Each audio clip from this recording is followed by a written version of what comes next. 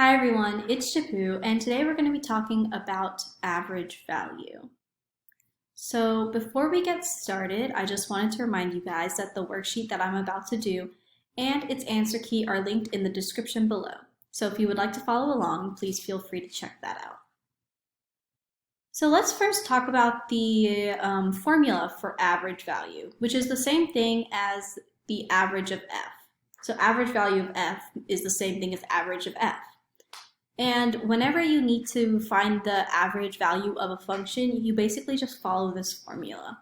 1 over b minus a integral of a to b, so a is on the bottom and b is on the top, f of x times dx.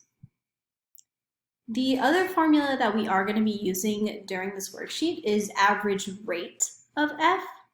So when you are given a problem and it says find the average of the function or something, you know that that's average value. You don't really need the word value. You just need the word average in the problem to know that you have to use this first equation.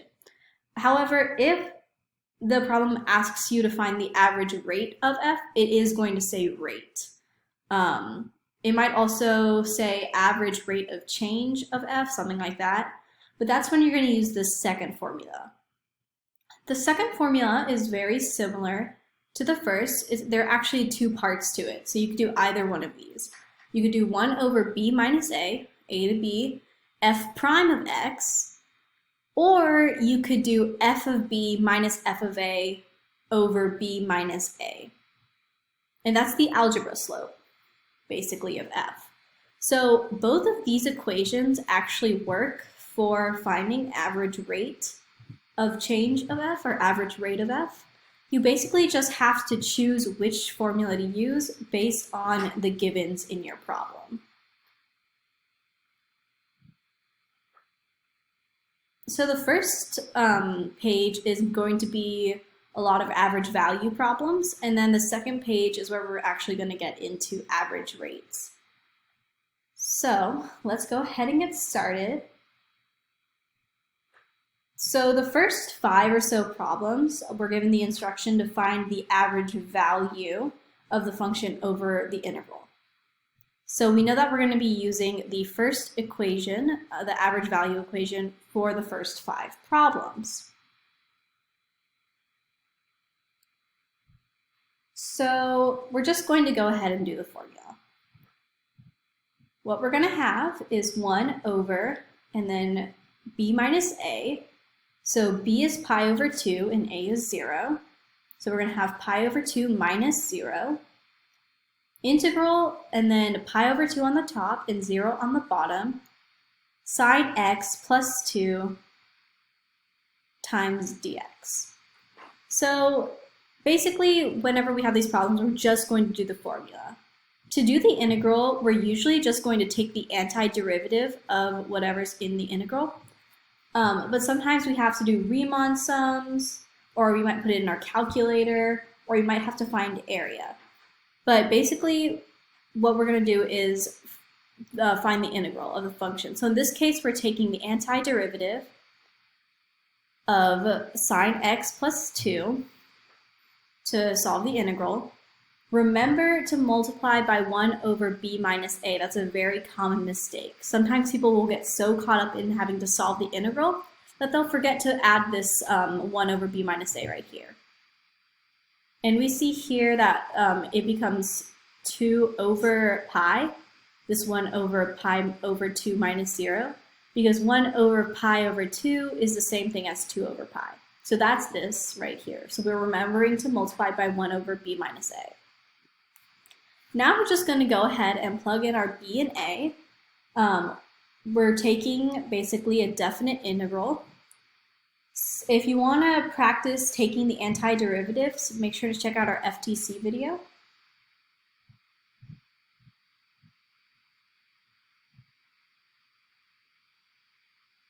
All right, so we're going to have, we're going to plug in pi over 2 first, and then we're going to plug in 0. For reference, the cosine of pi over 2 is equal to 0, and the cosine of 0 is equal to 1.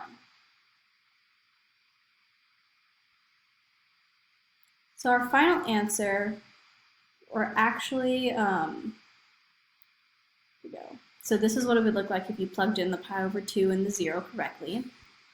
And then from that, we're going to get 2 plus 2 over pi as our final answer.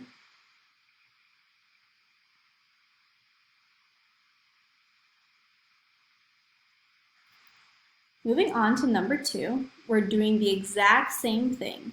We're going to just follow that formula of the average value of f. So again, remember to multiply by 1 over b minus a in the front. So here b is 3 and a is 1, so we have 1 over 3 minus 1. The integral is from 1 to 3, so 3's on the top, 1's on the bottom. And we're going to have 6x squared plus 4x minus x times dx inside of our integral. We're going to take the antiderivative of that integral. We're basically just doing the integral power rule. So we add 1 to the exponent and then flip that new exponent. So we're going to get 2x cubed plus 2x squared minus x. Again, here we're using the integral power rule. We add 1 to the exponent and then flip that new exponent. So for example, if we add 1 to the exponent of 6x squared, we're going to get 6x cubed. And then we take that 3, that's the exponent, and flip that to give us 1 over 3. So then we have 6 times 1 over 3 times x cubed. 6 times 1 over 3 is equal to 2, so that gives us 2x cubed.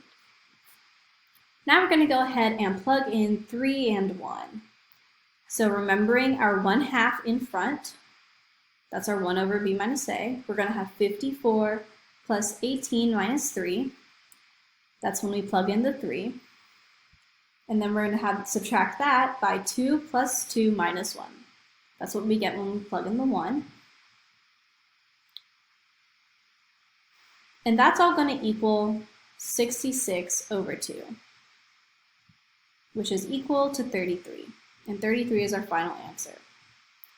Remember when you are plugging in the numbers for the antiderivative that you keep the top number, the b number, and all of the stuff that you plugged in with the b in parentheses and the a number in parentheses. That's super important, just to keep track of everything. Number 3, again, we're doing the same thing. Pi over 3 is equal to b, and pi over 6 is equal to a, so we have 1 over pi over 3 minus pi over 6. And then we're going to have pi over 6 on the bottom, and pi over 3 on the top. Cosecant squared times dx. Cosecant squared of x times dx.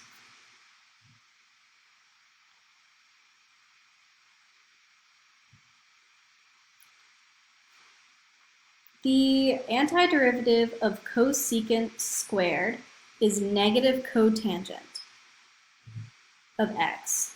And so that's how we get this answer. That's where this negative comes from right here. Make sure you have that. And we're plugging in pi over 3 and pi over 6. So that's going to go ahead and give us negative 6 over pi. And then we're going to start our brackets, or parentheses. Cotangent pi over 3 minus cotangent pi over 6. And you're going to need to know the unit circle to solve these cotangents. But what we're going to get, basically, is negative 6 over pi. That was our 1 over b minus a, and the negative sign from our antiderivative.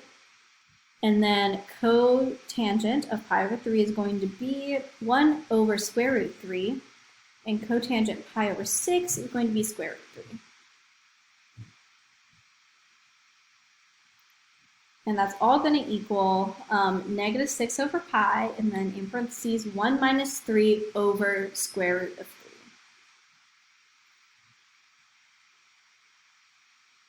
And that's going to give us 4 times square root of 3 over pi. You can see that.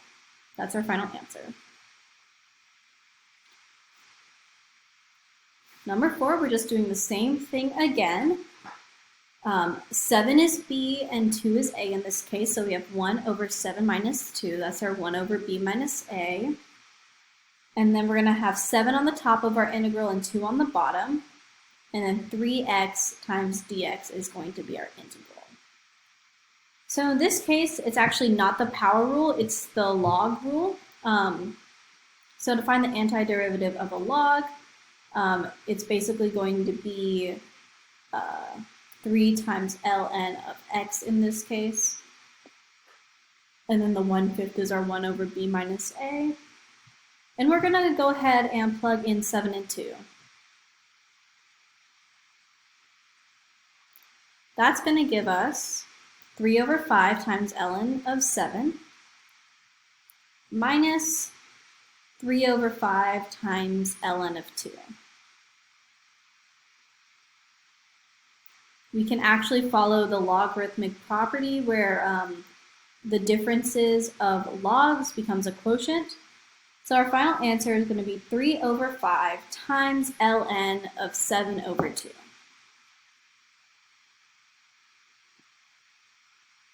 Yeah, that's our final answer right there.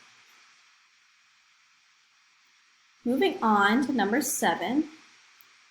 So number 7 is actually a little bit tricky because although we do still follow the formula that we wrote down at the beginning of this worksheet, we're actually not going to take the integral by taking the antiderivative because you can't take the antiderivative of this specific function. We're actually going to have to recognize that square root of 9 minus x squared is a semicircle.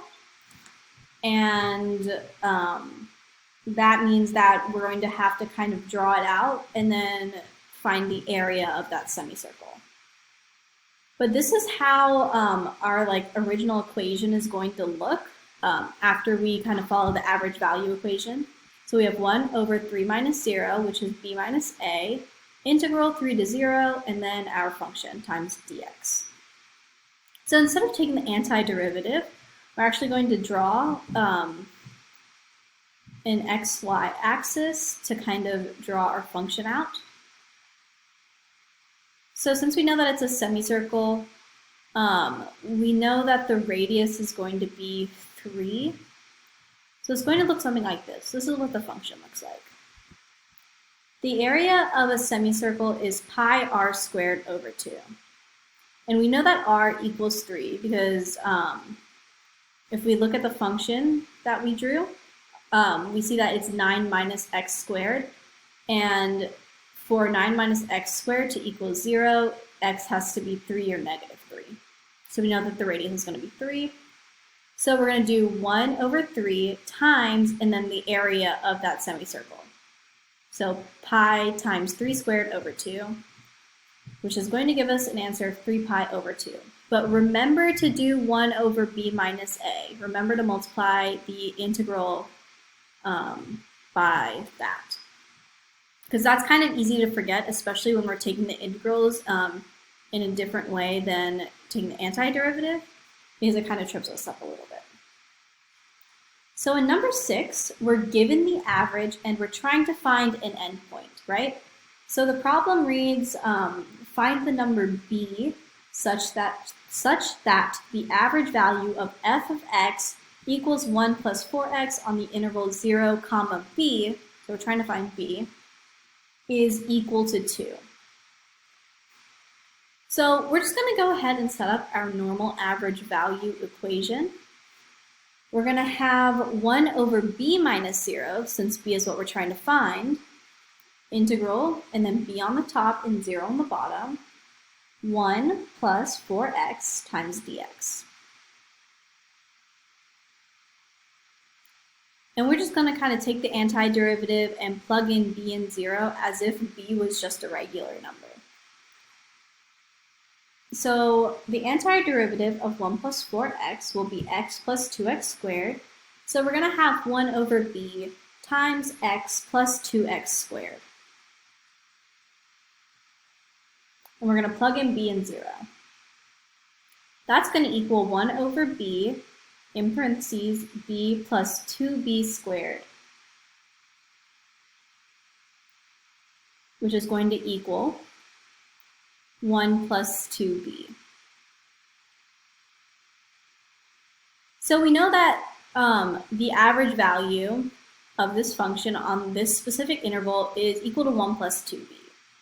We also know that 2 is equal to the average value, which is equal again to 1 plus 2b. So if we kind of solve the equation 2 equals 1 plus 2b, we're going to get b equals 1/2. And that's our answer to this problem.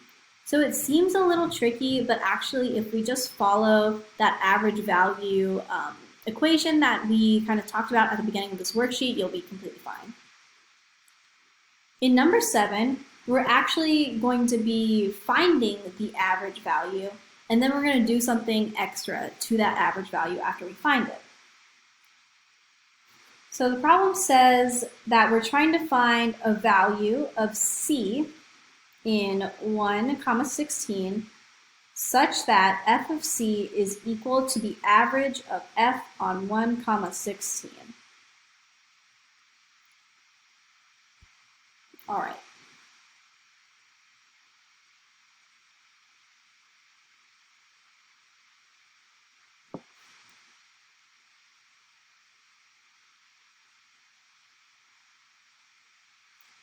So 1 over 16 minus 1 is our 1 over b minus a. We're going to have integral of 16 on the top and 1 on the bottom, square root of x times dx. And I'm just going to rewrite the square root of x as x to the 1/2 to make it easier for us.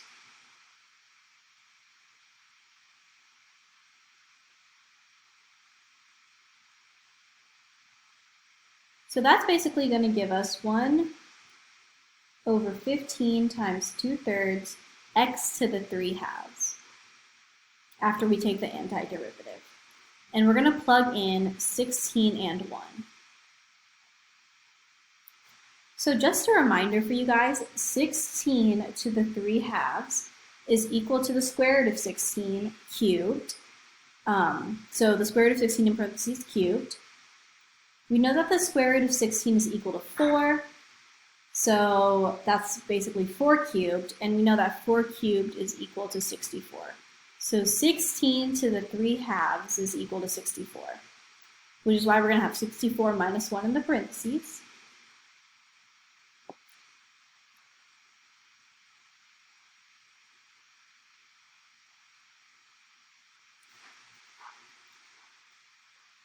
And that's going to all equal 14 over 5. So we know that f of x is equal to square root of c. And so that means that if we plug in c for x to find the value of c, we get that f of c is equal to square root of c. So square root of c is equal to the average value of f on the interval 1, 16. So square root of c is equal to 14 over 5.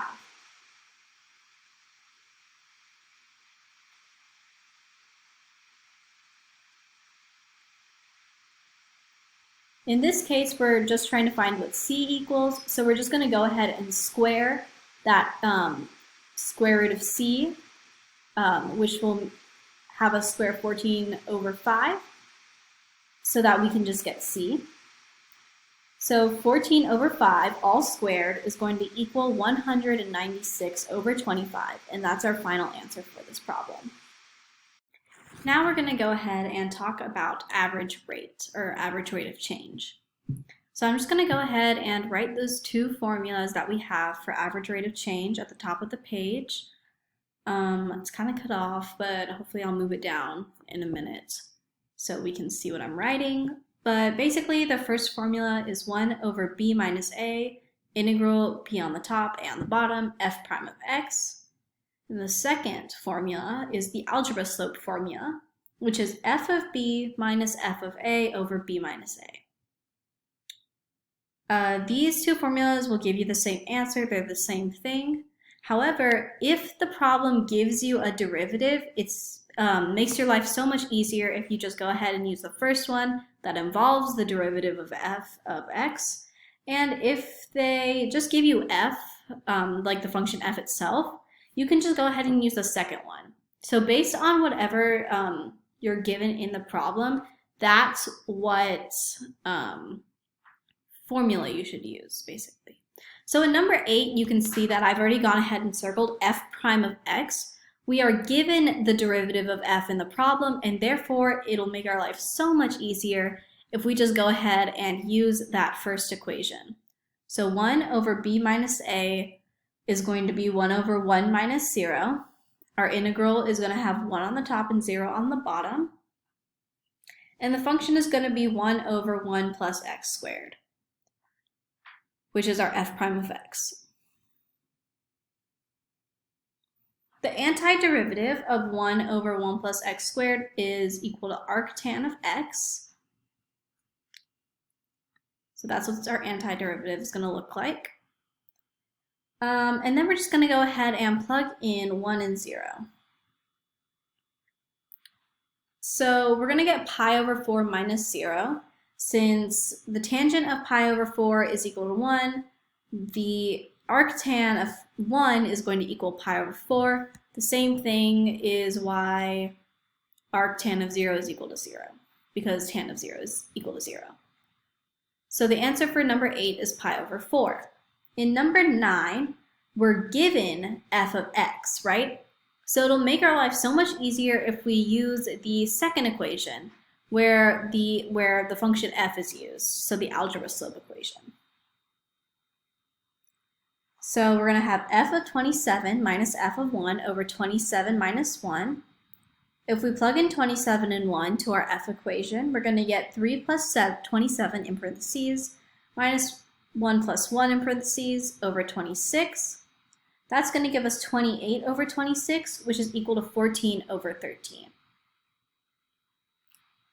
So if the given matches the thing you're taking the average of, just go ahead and do the first one.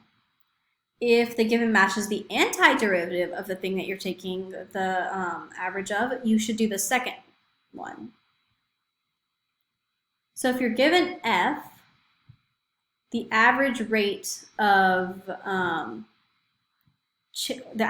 change of f is equal to the average of f prime, which is equal to the algebra slope. 80% of the time you're going to want to use algebra slope in this problem, the algebra slope equation, but it's good to know both just in case. So for number 10, we have velocity and acceleration, and we're trying to find the averages of both of those things. Let's begin talking about average velocity first, since that's the first thing they want us to find. To find average velocity, we could either find the average of velocity itself using the average value equation, or we could find the algebra slope of position. Since in this problem we're given an equation for velocity, it makes more sense for us to just go ahead and find the average value of velocity using our average equation, so our 1 over b minus a equation. If we were given an equation for position, it would make more sense for us to do the algebra slope of position to find the average velocity. Since velocity is the derivative of position is going to be the antiderivative of velocity, which is why when we take the algebra slope of position, we're going to get the average of velocity. So we're going to have 1 over 2 minus 1, integral going from 2 on the top, 1 on the bottom, and then in our integral, we're going to have 9t squared minus 8t.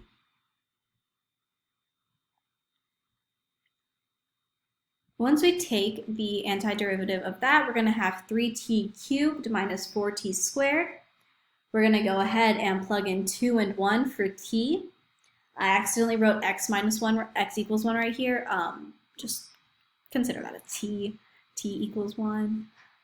And we're going to get 24 minus 16 in parentheses, minus, and then in parentheses again, 3 minus 4, and that's equal to 9.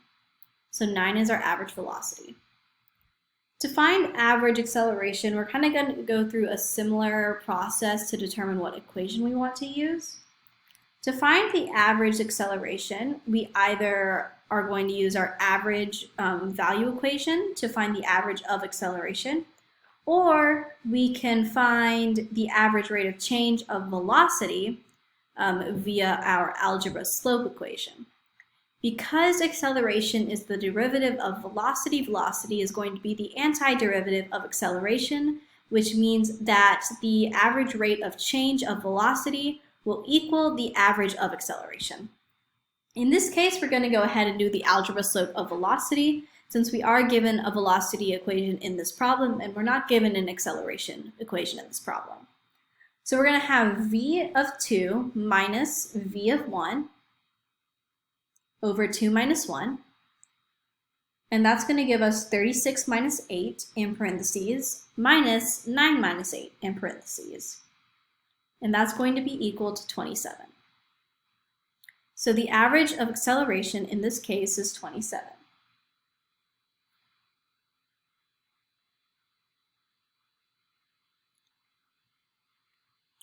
All right, moving on to number 11. We're trying to find the average height of an object on the interval pi over 2 to pi. There is no mention of the word rate or rate of change or anything. We just have the word average. That means we're going to be using our average value equation, which is our integral formula. So we're going to have 1 over b minus a. And so that's 1 over pi minus pi over 2. Integral pi at the top, pi over 2 on the bottom, 16 plus 2 cosine t times dt. Don't forget the 1 over b minus a at the front. It's very easy to forget when you're caught up in trying to figure out all this integral stuff. But remember to keep that because that's super important. And it's a very easy mistake to avoid. So we're going to get 2 over pi from our 1 over b minus a. And the antiderivative of the integral is going to be 16t plus 2 sine t. And we're going to be plugging in pi and pi over 2 for t.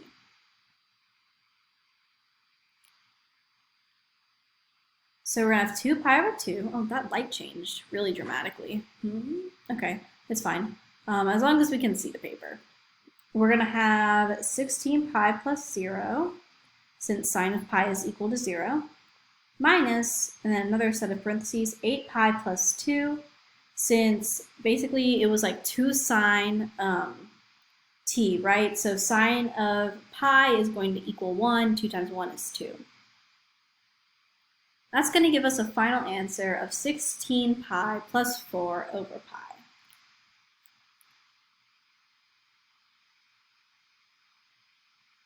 Moving on to number 12, we see that we are given an equation for temperature, right here, and we want to find the average rate of change of the temperature, right?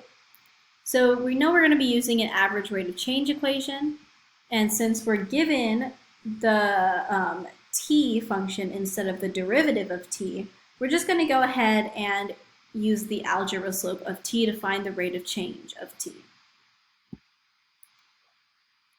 So what we're going to have is t of 9 minus t of 0 over 9 minus 0.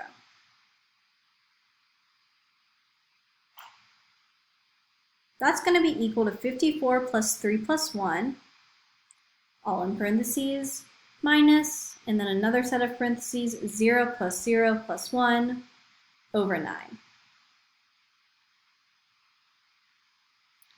Which is equal to 57 over 9, which is equal to 19 over 3.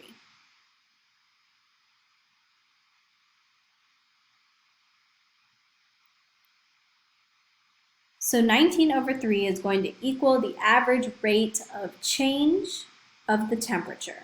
So again, average rate of change means that we will be using the second set of equations that we wrote down. It's actually, we wrote it down at the top of this page. And in this case, we're going to be using the algebra slope because we're given t. We're not given the derivative of t. Number 13.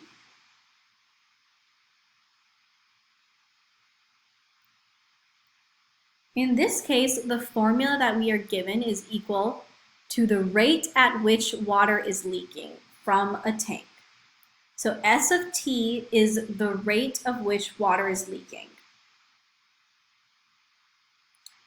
We're trying to find the average rate of water flow. Since the equation that we're given is already the average rate of the water leaking, we can just go ahead and use the first formula for our average rate, that integral formula, since the thing that we are given matches the thing that we're taking the average of. We're taking the average of the rate, the formula that we are given is the rate, and therefore we can go ahead and use this integral formula. Remember to have 1 over b minus a in the front, which is 1 over 3 minus 1 in this case. The integral is 0.002 e to the t. And on the integral, we have 3 and 1. This is what our antiderivative looks like, 0.00 e to the t, just the same thing. And we're plugging in 3 and 1, which is going to give us 0.001, and then in parentheses, 3 cubed minus e cubed, minus e, in gallons per second, since it is a rate of water flowing out of something. So in this case, we're given the rate, we're supposed to be finding the rate, and therefore we're going to be using the integral formula. Number 12 and 13 are exactly like problems number 8 and 9, except they are word problems, so they're a little bit trickier since you kind of have to decipher what math the wording of the problem is getting you to do. So the most important thing about average values and average rates is just remembering those formulas. Remember that the average value is equal to 1 over b minus a, integral b on the top, a on the bottom, f prime of x dx.